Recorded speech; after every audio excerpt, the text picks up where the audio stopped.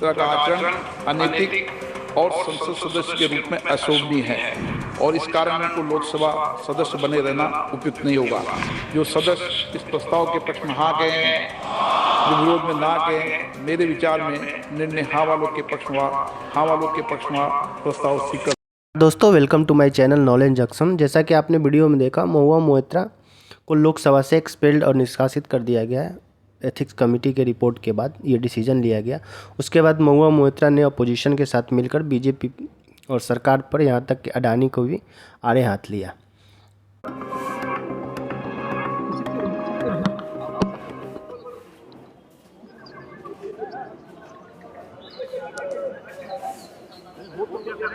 This Lok Sabha has also seen the weaponization of a parliamentary committee. Ironically, the Ethics Committee, which was set up to serve as a moral compass for members.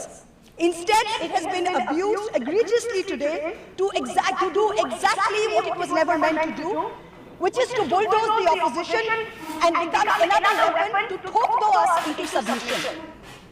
This committee and this report has broken every rule in the book. In essence, you are finding me guilty of breaching a code of ethics that does not exist. The committee is punishing me for engaging in a practice that is routine, accepted, and encouraged in the House.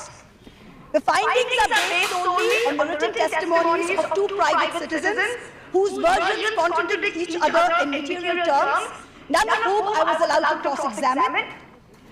One of the two private citizens is my estranged partner who, with malified intention, masqueraded as a common citizen in front of the committee. The two testimonies have been used to hang me. They are polar opposites to each other. हम लोग इस video में जानेंगे कि क्या है cash for query scheme, जिसके लिए इनको लोकसभा से एक्सपेल्ड किया गया, जिसके लिए महुआ मोइत्रा की सदस्यता रद्द हुई, और इसके बाद उनके पास क्या ऑप्शन रहेगा अब, और पार्लियामेंट्री एथिक्स कमेटी होती क्या है, सब कुछ बहुत ही आसान भाषा में। सबसे पहले इसका बैकग्राउंड कुछ जान लेते हैं महुआ मोइत्रा के बारे में। तो कैश फॉर क्वेरी स्कीम जानने के पहले थोड़ा जान लेते हैं महुआ मोइत्रा के बारे में। ये टीएमसी की ममता बनर्जी की जो पार्टी है, टीएमसी से, वह लोकसभा, उसी पार्टी से लोकसभा की सांसद हैं, वेस्ट बंगाल से। और अगर इनकी जन्म की बात करें तो इनका जन्म असम में हुआ था। इनकी प्रारंभिक शिक्षा और जो एजुकेशन होता है वो इंडिया से बाहर हुई है, यूएसए में। और ये कुछ दिन जो है जेपी मॉर्गन के लिए भी काम भी किया है। उसके बाद ये इंडिया में वापस आई और कांग्रेस से जुड़ी। फिर टीएमसी से 2019 में ये टीएमसी के टिकट पे सांसद बनी और लोकसभा पहुंची। और इतने दिनों में अपना ये इमेज तेज़ तर्रार नेता के रूप में बना ली थी। सब कुछ ठीक चल रहा था। ये लगातार बीजेपी और ख़ासकर अडानी पे सवाल पूछती थी और मोदी जी को टारगेट करती थी और सरकार को कटघरे पे खड़ा करती थी। सब कुछ चल रहा था और इनका एक एक क्लिप जो वीडियो है लोकसभा का वो वायरल होता था। अब क्या है पूरा मामला, ये समझ लेते हैं। महुआ मोइत्रा 17वीं लोकसभा 2019 में चुन के आई जब, तो इनके कार्यकाल में, मतलब 2019 से अभी तक पार्लियामेंट में इन्होंने 61 क्वेश्चन पूछे। अब उनमें से आरोप ये है कि 61 में से 50 सवाल कैश फॉर क्वेरी के तहत पूछे गए। मतलब आरोप ये लगा कि क्वेश्चन पूछने के लिए इन्होंने कुछ गिफ्ट या कुछ फेवर लिया है। अब ये आरोप है कि जो भी 50 सवाल पूछे गए हैं मोदी जी और अडानी पे, उसके लिए फेवर लिया गया है बिजनेसमैन हीरानंदानी से, दर्शन हीरानंदानी, जो कि दुबई में रहते हैं और इनका रियल एस्टेट का बिजनेस है। और ये आरोप लगाया कि ये आरोप किसने लगाया, तो ये आरोप लगाया बीजेपी के गोंडा से सांसद हैं निशिकांत दुबे, और दूसरे हैं सुप्रीम कोर्ट के वकील जयानंद देहदराई। ये महुआ मोइत्रा के बॉयफ्रेंड थे। जब संबंध ठीक था तो सब कुछ ठीक था, अब वो टूट गया है। एक कुत्ते के लिए भी बीच में विवाद चला दोनों में।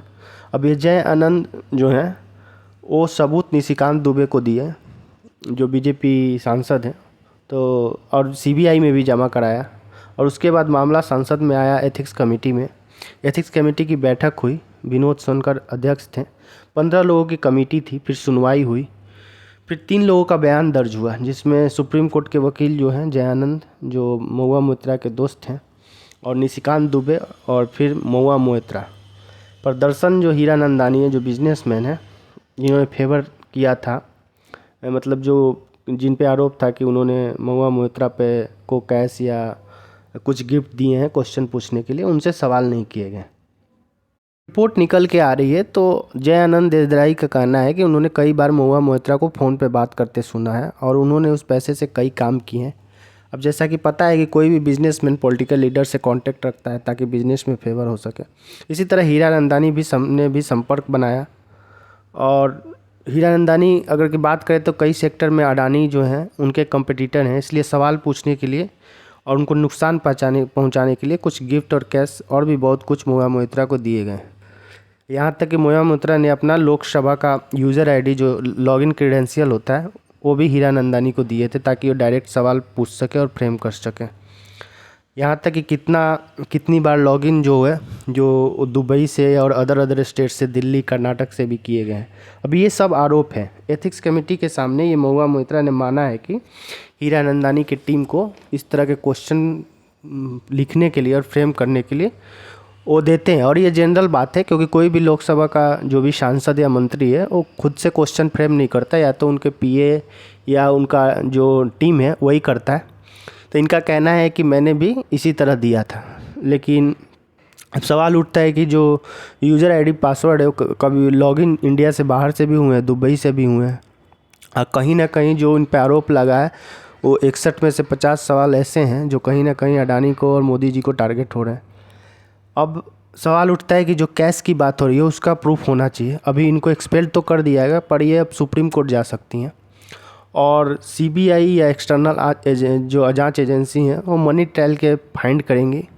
पर अब जैसा कि पता है कि ऐसे चुनाव आने वाला है, 3 से 4 महीना में चुनाव होने वाला है लोकसभा का, तो ज़्यादा नुकसान तो नहीं दिख रहा है महुआ मोइत्रा को, क्योंकि 3-4 महीने बाद और चुनाव ये लड़ सकती हैं। और मुद्दा इसलिए बड़ा हो गया क्योंकि नेशनल सिक्योरिटी की बात आ गई कि कोई भी सांसद या कोई भी नेता है अगर अपना जो सीक्रेट जो चीज़ होता है जैसे कि यूज़र आईडी एंड पासवर्ड वही अगर कॉम्प्रोमाइज़ हो जाए तो फिर ये बात नेशनल सिक्योरिटी की होगी, इसलिए मुद्दा बहुत बड़ा हो गया। तो अभी महुआ मोइत्रा जो हैं वो अब ऑर्डिनरी पर्सन एमपी नहीं रही, तो हो सकता है कि इन पे पुलिस भी जांच करे और ये सब चक्कर चलता रहेगा। अब आते हैं हम लोग पार्लियामेंट के एथिक्स कमेटी की बात करें तो पार्लियामेंट की एथिक्स कमेटी 15 मेंबर की कमेटी होती है जिसमें एक अध्यक्ष होता है और इन सदस्यों को लोकसभा स्पीकर जो होते हैं वो मनोनीत करते हैं और इनका टेन्योर 1 साल का रहता है। तो दोस्तों इससे रिलेटेड जो था इन्फॉर्मेशन ये था। अगर आपको इन्फॉर्मेशन अच्छी लगी हो तो please subscribe this channel, like, share and comment. Thank you.